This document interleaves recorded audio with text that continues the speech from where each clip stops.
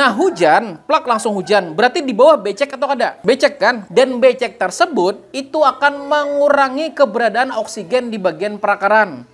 Akar itu butuh oksigen. Ketika oksigennya kurang, berarti akar tanaman kekurangan oksigen. Dan ketika kekurangan oksigen, kita aja misalnya kan kita butuh oksigen, pencet seperti ini 10 menit, apa yang terjadi? Dijamin kitanya layu, ya kada? Kan begini, sederhana gitu kan, kita butuh oksigen, akar juga butuh oksigen. Kita kayak gitu kan pencet seperti ini, plak, langsung 10 menit, tidak boleh dilepas. Pernah dengar nggak istilah stroke? Itu terjadi karena suplai oksigen ke daerah tertentu di otak kita kurang. Akibat apa? Akibat penyumbatan. Jadi ketika misalkan ada pembuluh darah, kan semua tubuh kita kan ada pembuluh darah, termasuk di otak. Nah, otak ketika pembuluh darahnya tersumbat gara-gara kolesterol terlalu tinggi, maka otomatis seperti selang atau seperti pipa. Ketika ada sumbatan, maka alirannya jadi kecil, ya kan? Ya kan? Alirannya jadi kecil dan darah itu membawa oksigen di dalamnya. Tanpa ada oksigen, maka lama-kelamaan jaringan di dalam tubuh kita ini mati, di dalam otak kita ini mati. Nah, ada dua penyebab stroke. Yang pertama adalah ketika selang istilahnya kan membuluh, kita bilang selang ya. Selang itu tersumbat, maka yang pertama suplai oksigen kurang. Ketika suplai oksigen kurang di dalam otak kita, maka bagian tersebut lama-kelamaan bakalan mati, itu yang pertama. Yang kedua, ketika ada sumbatan, maka jantung akan bekerja ekstra buat apa? Supaya aliran darahnya normal di bagian itu. Apa yang terjadi? Menaikkan tekanan darah. Makanya tensinya jadi naik, ujar kita darah tinggi. Jadi kan gini, di jantung ini kan ada keluar masuk, darah ini berputar sebujurnya. Jadi tekanan itu kalau tekanan keluar namanya sistolik. Nah, sistolik di jantung kan tekanan keluar menyuplai, ngarannya tekanan sistolik. Kemudian ketika balik ngarannya diastolik. Nah, jadi ketika ada sumbatan, jantung ini nanti akan bekerja ekstra supaya di bagian sini tetap dapat suplai yang optimal. Namun sebagai dampaknya adalah tekanannya tinggi. Dan lama-kelamaan karena di sini tersumbat tekanannya tinggi, di bagian lain yang terlalu tinggi tekanan. Akhirnya lama-kelamaan pecah. Makanya jurang stroke gara-gara pecah pembuluh darah, ada kan? Nah, itu gara-gara tekanan jantung terlalu tinggi. Nah, untuk menyuplai di bagian yang ada sumbatan tadi, tapi di bagian lain kada mampu, akhirnya pecah. Ketika darah itu kemudian keluar dari pembuluh darah, maka darah akan beku. Ya kada? Pernah kadang lihat darah kita tiba-tiba beku? Ada. Nah, pembekuan darah akan merusak bagian yang terkena beku. Maka bila otak karena bagian darah yang sudah pecah, otak bagian itu akan rusak. Nah, ketika rusak, akhirnya orang tiba-tiba kada kau berjalan, kada kau bangun, rabah langsung dan lain sebagainya. Karena memang suplai oksigennya kurang dan bisa jadi juga karena pembekuan darah tersebut. Itu penyebab terjadinya stroke. Nah, jadi stroke itu sebetulnya awal mulanya gara-gara oksigen. Semua dalam tubuh kita ini butuh oksigen, termasuk tanaman. Tanpa ada oksigen, sel-sel tidak akan bisa berkembang, tidak akan bisa bekerja dengan optimal. Itu semua pasti butuh oksigen, termasuk juga akar tanaman. Akar tanaman mencari oksigen di dalam tanah, masuk ke dalam jaringan-jaringan tanaman. Ketika suplai oksigen yang seharusnya misalnya 100 orang yang disuplai, tapi yang bisa diserap cuma 50 oksigen, maka belum sampai bagian atas, di bagian bawah sudah habis suplai oksigennya. Kada sampai di atas lawas kelawasan, di bagian atas kurang suplai, akhirnya tiba-tiba layu mendadak. Dan layu mendadak mirip dengan stroke pada manusia. Stroke itu orangnya hanya berjalan, baru aja ke sini, tiba-tiba malamnya sudah meragum, brok langsung jatuh. Meninggal lah pulang. Orangnya segar aja bisa jalan-jalan, tapi kenapa kok blak langsung jatuh? Karena kalau yang namanya oksigen tidak mandang orang sakit atau tidak. Sama juga dengan tanaman, aja semalam tanamanku masih segar. Tanamanku masih bagus, kenapa hari ini layu luar biasa? Yang masalah oksigen di sini bukan masalah sepele. Dia tidak mandang bulu mau orang tuh sehat atau tidak, kurang oksigen, blak jatuh. Makanya yang semalam tanamanku sigar-sigar, kenapa hari ini layu? Karena oksigennya kurang. Nah, jadi hati-hati. Lalu bagaimana cara supaya jangan sampai oksigen kurang? Ya kada? Pertama, di kita dulu kan, di kita adalah bagaimana caranya jangan sampai selangnya tersumbat. Nah, jadi kita sebelum berbicara ke tanaman, ulun bicara soal manusia dulu lah. Karena 2016, ulun bisi Mama ulun 2016 divonis dokter gagal jantung. Jantungnya membesar. Jadi ukurannya seharusnya segini, tiba-tiba membesar. Dokter memvonis paling 3 bulan mama ulun meninggal gara-gara gagal jantung, dan waktu itu ulun kada menyerah. Jadi teorinya di sini Ada ketika sumbatan, ketika gagal jantung, jantungnya beganal gara-gara pompanya terlalu keras bekerja. Penyebabnya tersebut kan sumbatan. Sumbatan itu terjadi ada namanya kolesterol. Kolesterol itu ada namanya LDL, low density lipoprotein.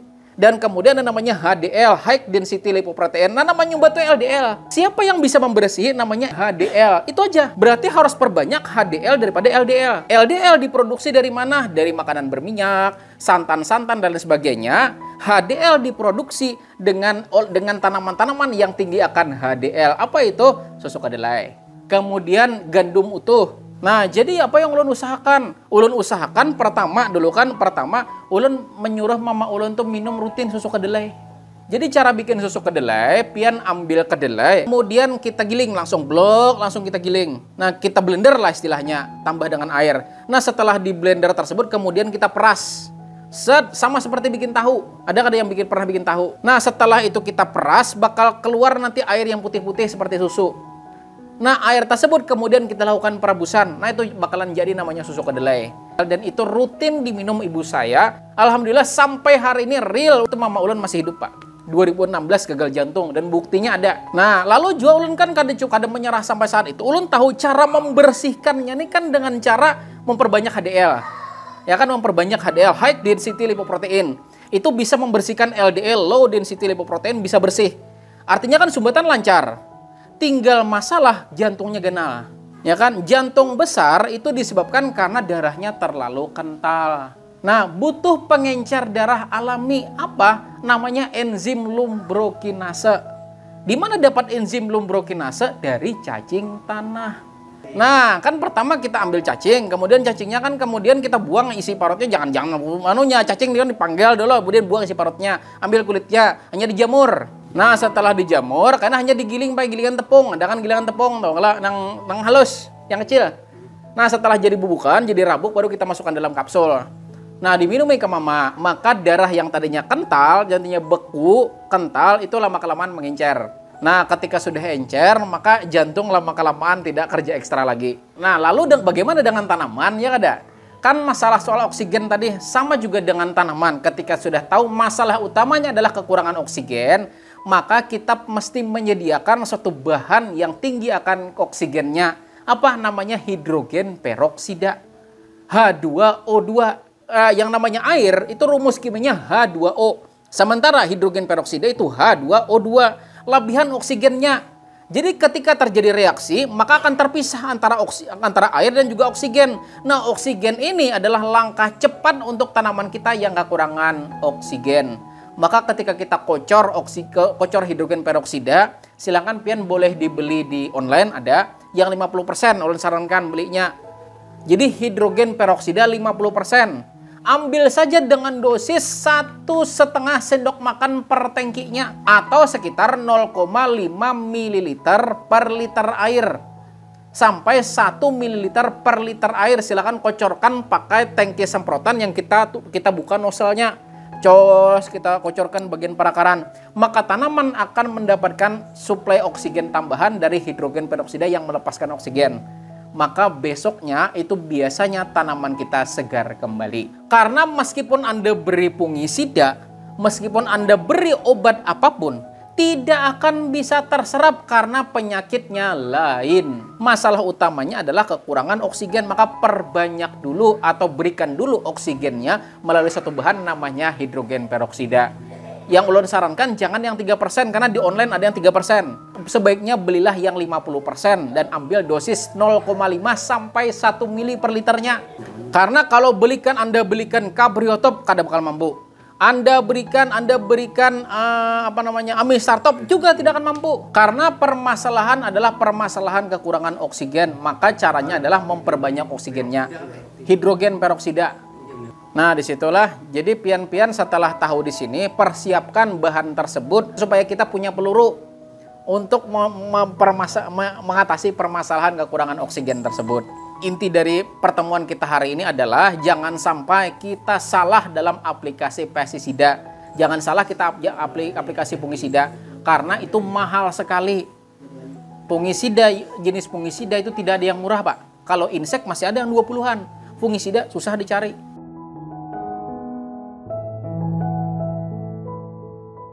Jadi yang namanya tekanan darah tinggi, kan tekanan darah tinggi karena seperti yang bilang tadi ada sumbatan. Sehingga yang namanya jantung kan bekerja keras supaya yang tersumbat itu bisa lewat. Nah, selama ini kemudian kita ke dokter, kemudian untuk menurunkan tekanan darah yang tinggi, kita diberi obat penurun darah. Berarti seperti kita kayak kompresor, atau kompresor kadang-kadang. Kompresor itu dibuka anginnya sedikit, cos, jadi tekanannya berkurang. Cuman yang jadi masalah adalah kalau tekanannya kurang, pian mompa ban Nmax nggak bakal bisa. Jadi yang diberikan dokter itu adalah untuk menurunkan tekanan kompresornya. Tapi Nmax tetap Nmax, tidak akan bisa. Memang bisa kita turunkan di bagian kompresornya, istilahnya bagian jantungnya ya tidak. Tapi inti semuanya itu adalah kita harus sumber sumbatan itu yang kita tangani. Lah bagaimana caranya? Pertama gitu kan, kita tahu tadi HDL dan LDL, low density lipoprotein dan high density lipoprotein, kan begitu. Nah, LDL ini hanya bisa dilawan oleh HDL. Maka caranya adalah dengan memperbanyak suplai HDL-nya. Perbanyak makanan-makanan yang tinggi HDL-nya.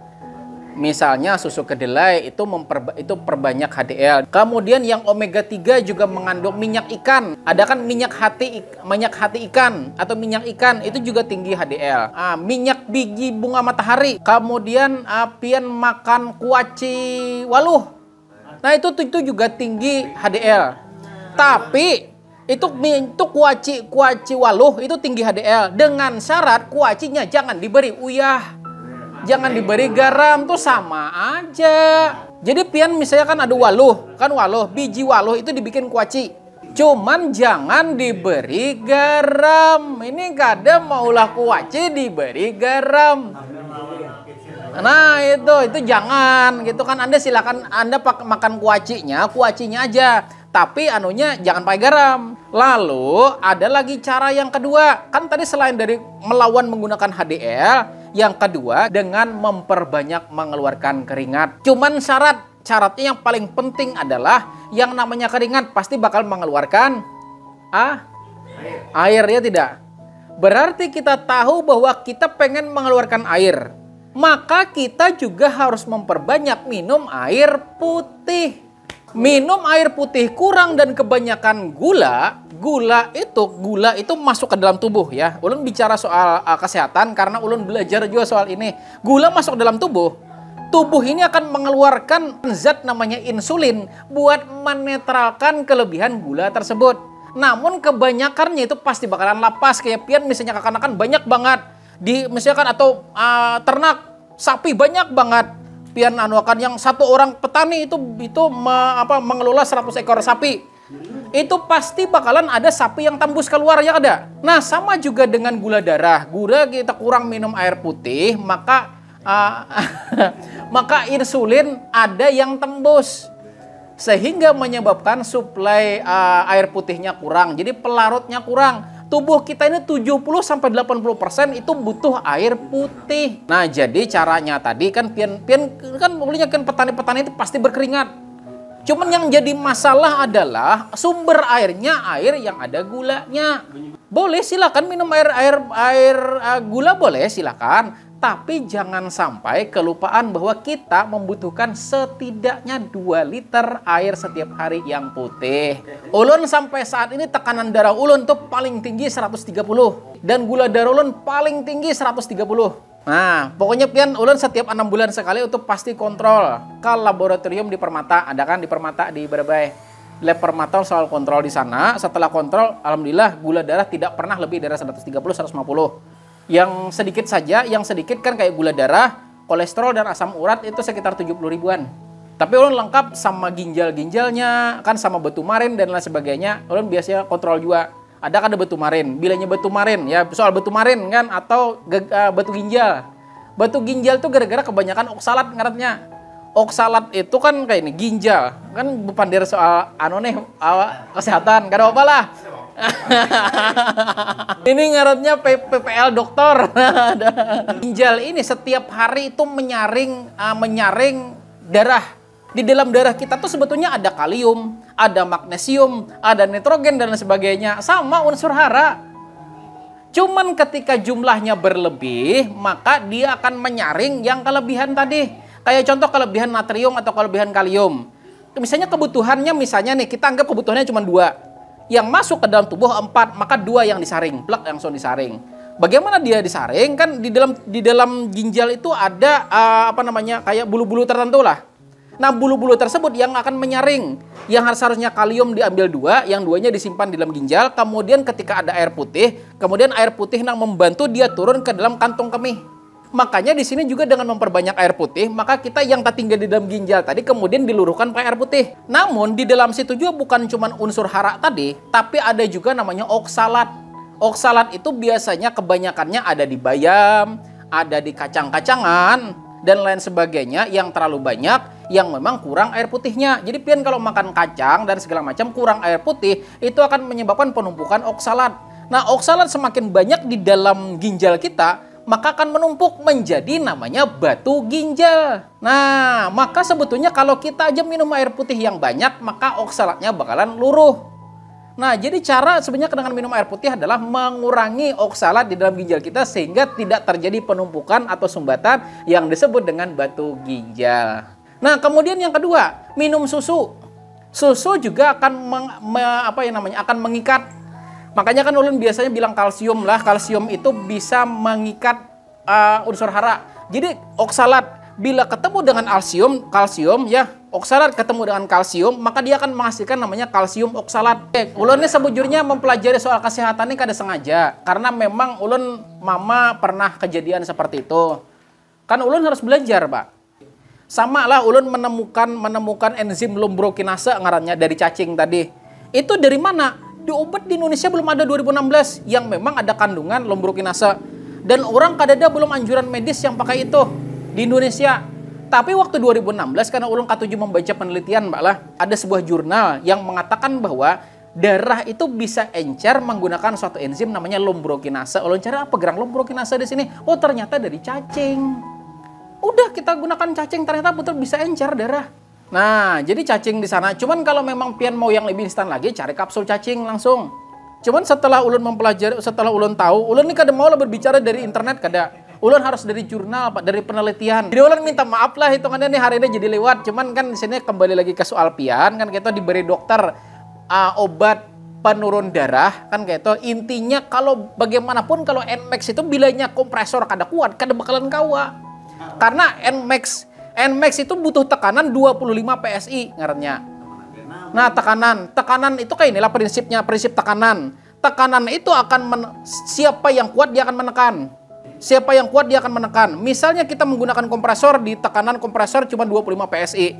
Nah, di sini dia butuh 25 PSI akan seimbang, tidak akan mau masuk ke dalam sini. Jantung ini tuh prinsipnya adalah ketika dia tuh hanya akan menyesuaikan di daerah itu tuh butuh tekanan berapa.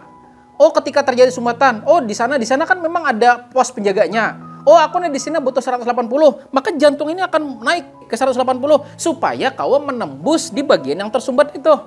Jadi supaya alirannya tetap lancar. Nah, jadi ketika pian turunkan di sini betul tekanan darahnya turun, tapi di sana kurang suplai oksigen. Artinya lamahan. Pian sebujurnya bila paham soal ilmu tubuh, mohon maaf lon begisah sedikit lah soal dewasa. Pian main lon bini aja sejam tahan 2 jam tahan. Pian ulun lu begisah lah kada lah. Itu sebujurnya siapa yang berperan ketika kita main tuh jantung, Bay. Jantung kalau pian pakai ini jam tangan yang kayak ini jam tangan yang kayak ini tuh bisa mengukur denyut jantung, ada kada? Kan kelihatan denyut jantung. Jadi kalau orang normal bila denyut jantung tuh 150 kan detak jantung. Kan detak jantung tuh kayaknya dik dik dik. Jadi berapa kalinya mau mumpa. Jadi kadang 150. Itu kalau orang normal belum terbiasa 150 game sudah pasti bakunang-kunang. Bila 200 pingsan. Jadi karena memang jantungnya kurang sehat dan kurang terbiasa. Ulun sampai 165 170 ada apa masih. Dan tekanan darah itu pun ada 2. Tekanan darah ke sana atau tekanan darah masuk dan keluar. Jadi kan gini, di jantung ini kan ada keluar masuk, darah ini berputar sebujurnya. Jadi tekanan itu kalau tekanan keluar namanya sistolik. Nah, sistolik di jantung kan tekanan keluar menyuplai, ngarannya tekanan sistolik. Kemudian ketika balik ngarannya diastolik. Padahal sebetulnya kan kayak Pak Arif kan sudah ada sinyal nih, takun 180 nih. Nah, sebetulnya bisa aja kalau ulun misalnya kan jadi dokter, ulun cukup menyarankan pian di sana memperbanyak air putih, mempersering olahraga, makan makanan yang tinggi HDL itu. Karena itu akar masalahnya. Dan pian masih punya waktu setahun 2 tahun ke depan kada bakal meragum. Dan cukup untuk menurunkan, cuman kadang karena ini diacuhkan, akhirnya setahun 2 tahun kemudian blok langsung meragum. Kalau ulun seandainya dokter, cuman ulun biasa orang pertanian. Cuman bagi ulun orang pertanian, kita kembalilah ke alam kita kayak itu kan. Tubuh kita ini alam, ya kada? Tubuh kita nanti benahi.